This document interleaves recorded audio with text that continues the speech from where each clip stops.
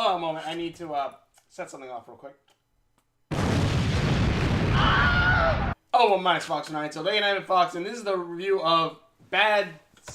I said Bad Tennant, I think, in a second. Not Bad Tennant. Though there is a Bad Tennant in this. Bad Samaritan.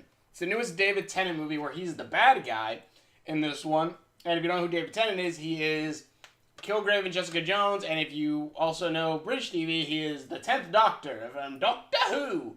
Technically also the 11th, but that's the whole thing. But in any case, I'm watching this movie. This movie is pretty good. I originally saw I originally saw a trailer for this because it had like David Tennant basically on. He's like, here, let me tell you about my new movie. I'm like, okay, David Tennant. He's also the voice of Scrooge McDuck on the new DuckTales. But yeah, like I saw that and I'm like, I don't know if I'm going to see this movie or not. But then I saw like the first 5 seconds, like first minute or two of midnight screenings. Stone Gremlins, aka the Cinema Snobs, movie review stuff, and like they said, like, oh yeah, it's that movie where David Tennant is crazy, and I'm like, sold, and I went to go see this. I was like, pack your bag, we're gonna go see a movie, and we went to go see a movie, and the movie's really fun, and like basically you're following this this one kid, and he's not right now, he's in his 20s. I'd assume, like, he's an Irish immigrant. He's an Irish immigrant, I say that because he has a thick Irish accent. I'm like, all right, cool, we're going to have Irish accent, this guy with a thick Irish accent. So every time he talked, I did kind of think of Jacksepticeye for a moment because I'm an idiot. But, like, yeah, it's, even though he said looks nothing like Jacksepticeye. But, this guy has a thick Irish accent. And then, you're like, oh, sweet, David Tennant, he has a British accent, so that's going to be a cool thing. But David Tennant plays an American in this, which... every so often, it sounds kind of country, but other than that, it sounds a little bit country at times. But other than that, it was weird, kind of like listening, like, it's kind of like when I watched, I'm trying to think, David Cumberbatch, when you watch him and, like, as Doctor Strange, you're like, but, like, I don't know, it was, for this, it felt more all, like, even though eventually I got over it, but basically, the main character and his friend basically do valet for a restaurant where they then take the car and basically drive back to the person's house, go in, steal stuff that the people wouldn't notice immediately, like jewelry and stuff like that, and like not a lot of it, and then they leave, come back, give the car, and they sell the stuff or whatnot. But this guy, when they take David Tennant's car, which is a beautiful looking car, take the car, and David Tennant's a complete other a-hole, mind you.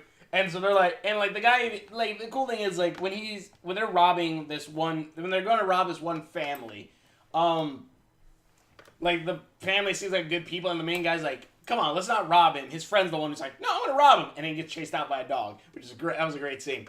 But I'm trying to think. Basically, then David Tennant comes in. He's a complete a-hole. He's like, are you going to have any trouble robbing him? He's like, nah. Goes to his house, basically finds a Visa Black card. At least from what I've been told, a Visa Black card, you can buy a house on those credit cards. And the interest is insane. But, yeah, so they find a Visa credit card, and basically he has to go through the house to find, because he has a call with a phone that's inside the house, which it's very unlikely that houses a lot nowadays have landlines or phones inside the house. Most of the people I know don't have it, but whatever. So, while trying to track down this phone, he finds a door, opens the door using the keys they got from the dude for his car, and he finds a woman chained up inside. And basically then, he tries to save her, but when David Tennant looks at his phone to look through the camera, basically the guy whips out, he's like, I'm sorry, to the lady, runs off, and basically then the next couple of days, he's feeling guilty. He calls the cops and tells the cops to, go in and tells them about the woman tied up in the office and stuff like that. But then the cops don't go into the house. And they only send one cop lights off to talk with David Tennant and stuff. And then, which I find really funny because then, right after that, main character and his friend basically after David Tennant supposedly leaves the house the two guys jump in, which I immediately thought, okay, David Tennant is setting him up, which is exactly what's happening, which is kind of cool because this killer is smart. Goes in, suddenly everything is cleaned up. The room that the lady was in is the woman is gone, the chair is gone. There's suddenly now carpeting. There's like stuff hanged up on the walls, stuff like that. And I'm like, okay, what the fuck? And even like David has like in his not basement, but his garage, he had like a room that's filled with like different like sharp utensils, stuff like that, basically chop up a body or throw them into a thing, like blood and stuff. And he cleaned all that up super good. I'm like, where the fuck did he put all that? Really? And basically, David Tennant calls the cops, and there's like 3 squad cars, 6 different cops come in. I'm like, what the fuck? You get a phone call, sure anonymous, but you get a phone call saying, hey, there's a woman locked in a house. Send help. But then they only sent 1 cop car, but, oh, someone's breaking into this house. You send 3 of them? What the fuck? That's so effed up. That's so goddamn stupid. But yeah, so that happened. So basically that happens, and then next thing is basically him trying to... Basically what happens then is he's trying to tell the cop. He even gets like to the chief or detective or whatever, talks with him. Detective finds nothing. Thinks the kid is being jealous that like maybe David Tennant stole his girlfriend or something. And then David Tennant basically procedurally goes to then, while this guy is trying to go there to the cops, then he goes to the FBI and everything. And even they say like he even has a picture of the girl and says like, check your database or something. But the FBI just say, we can't tell you about our investigations and stuff like that. And what was it? The flip of that. What was it? Not David Tennant. Sorry. But basically then, David Tennant then procedurally starts to wreck his life. Basically, like, putting a small little tracker inside the dude's car, like, to follow him around. He's like, basically the main guy hacks into this guy's computer and takes his passwords. And David Tennant busts into his house and does the same to him. Takes his passwords, goes on Facebook, breaks up with his girlfriend, then posts nudes of his girlfriend on there. And I'm just thinking, what? Breaks with the main character's girlfriend. He uses the dude's Facebook to break up with the main character's girlfriend or whatnot.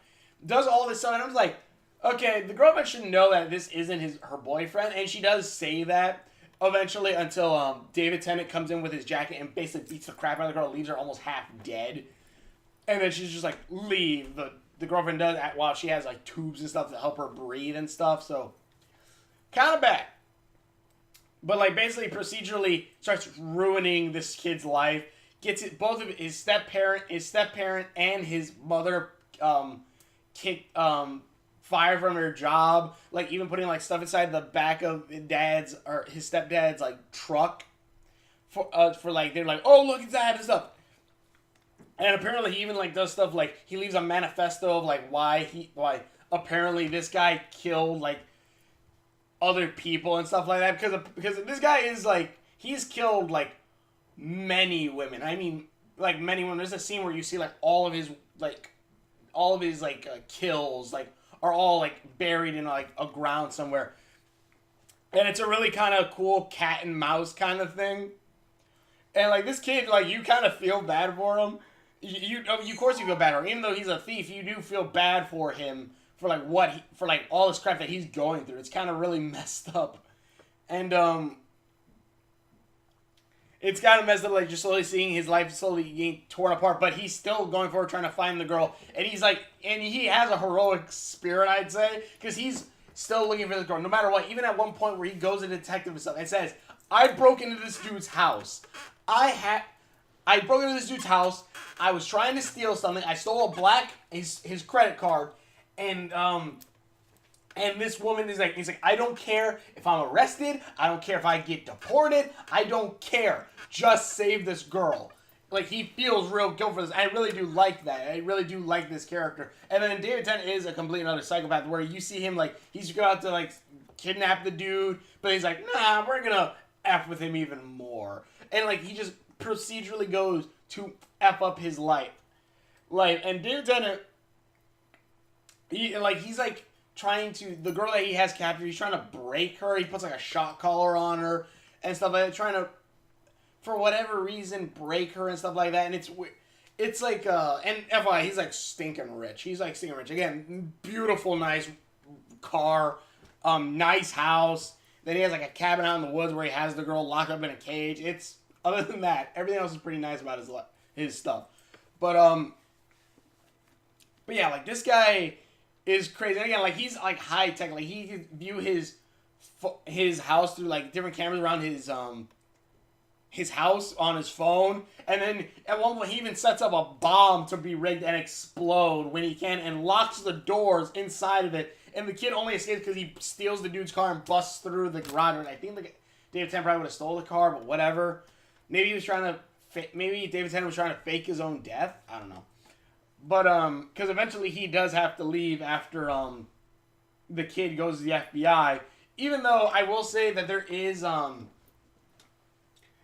kind of a, not a disconnect, but there is something that kind of undercuts the ending a little bit, where we do cut back every once in a while back to the FBI talking about like, oh, there's this killer who's been taking like all these trust fund kids and been basically murdering them and stuff like that, and like they all just disappear and stuff. But we never, but like, and if they would have added that part, it would have been a lot better. But we also show like at one point where David Tennant, spoilers, go see this movie. I should say that right now. Go see this movie. I really like the movie. Go see it. When David Tennant kills the dude's best friend, the best friend is calling him and he has him on video. He doesn't have him on video chat, but like David Tennant doesn't know it's on video because his friend accidentally hit video. And there's actually a cool scene where he's like, come on. He's like, dude, pick up the phone. David Tennant picks up the phone, looks at it, and then the guy takes a screenshot of David Tennant's face. And David Tennant just goes, and he just swears, throws the phone and smashes it. And basically, this guy, main character sends it to the FBI, and the FBI picks it up and just goes, oh yeah, this could be the guy. This could be the guy. And like they even like track everything out, track it down to the dude's house and stuff. And but the thing is, this kind of undercuts the ending, because at the ending where the main guy does eventually find the girl out in the cabin in the woods, and saves her. At one point, there's a scene where you think the girl is dead. You think the girl is dead, and again, even this scene is really cool because the girl looks like she like runs away while David Tennant is turned around to the main character, and is like saying like how he set everything up, the narrative set up that like how this guy was depressed and wanted to kill and killed all these women and stuff like that. And this girl, the girl, basically she climbs out of a pit full of dead bodies of other women. When it climbs out, and it looks like she runs off, and the main guy just smiles and goes, "It doesn't matter what you say now, I won," or something. Because the main guy basically said like, "Yeah, I don't care if I live. She got away, and that's all I cared about." And I'm like, that is freaking heroic, and I love that. Because like this kid is not Jason Bourne. This kid is not some big action star stuff like that. No, this guy is literally just someone who really just wants to help this girl. No one is believing, so he takes it in his own hands to try to save her. And eventually he does, it seems to save her. And then like the ending bits get really good. Like one point where, spoilers for this bit, there's a couple other ones, but this is a really good one. So go see this movie. I love it. Go see it. I highly recommend it. But like a scene where the girl comes in from behind, smacks Dave Tennant over the head, knocks him over, and she just goes to the main guy and goes, "That's how you save someone!" And I'm just like, oh my god! And like the crowd, like people I saw, like we all, like a lot of people just laughed at that scene. It is really good. And then, but again, the way this undercuts it, like David Tennant says, like everyone's gonna think you killed him because of this, and like the manifesto I put on the flash drive I left at your house and stuff like that. You know, cops like everything wrapped up in a bow. And I'm like, this would all be a lot more threatening if we didn't know that the FBI, because a second later they show that the FBI knows David Tennant is the killer and is literally at David Tennant's like gate, and they're just waiting for a warrant. And it's just like, they know you're the one who killed them. that we know that they know. So if they would have just said like this guy's been going around killing all these people or something, then at least then we would see a little bit more, or slowly see the FBI kind of piecing together that the main character is actually the killer, when actually, of course, it's David Tennant. I think that would have been a little bit better, but in the end, we kind of missed that. The fudge. Yeah, like if we wouldn't have seen like if we would have seen the FBI more like piecing these pieces together, that kind of did point to the main character a little bit more. But then once they showed the picture and everything, and then like it would make it clear later on, like after the end they explain it a little bit more. I think it would have been a lot better if only then we would have seen a little bit more. It's like a good example of the same thing. Kind of. A good example is Get Out. The spoilers for Get Out, but at the end there's a scene where you see a cop, looks like a cop car pull up, and you think, oh crap, it's the police, and they're gonna shoot this guy. But then it turns out, oh no, it's something else or someone different. And it's like, okay, that wouldn't have been as impactful if we would have seen, it wouldn't have been as impactful if we saw this character driving down the street and with his lights on and stuff. It wouldn't have been as great.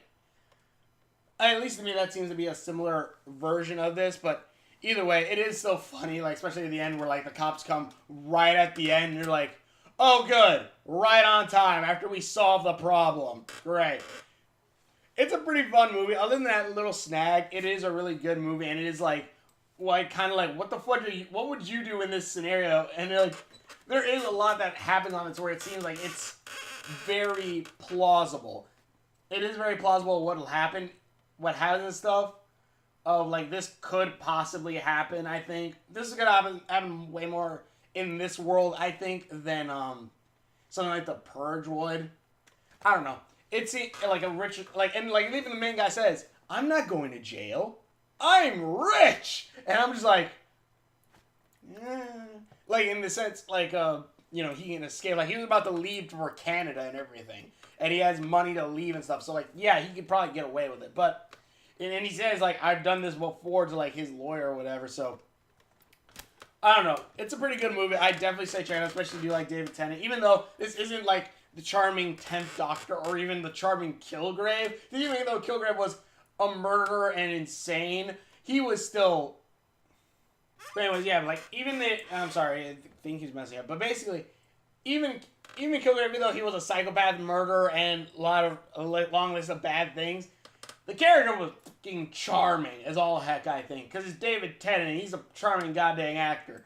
But, like, yeah, this is just, like, straight, like, insane David Tennant, and it's freaking good. But either way, this movie is awesome. Definitely check out. Tell me what you guys in the comments below. Thanks for watching. True videos that I've done. Links are on my face description down there somewhere. And we will see you later.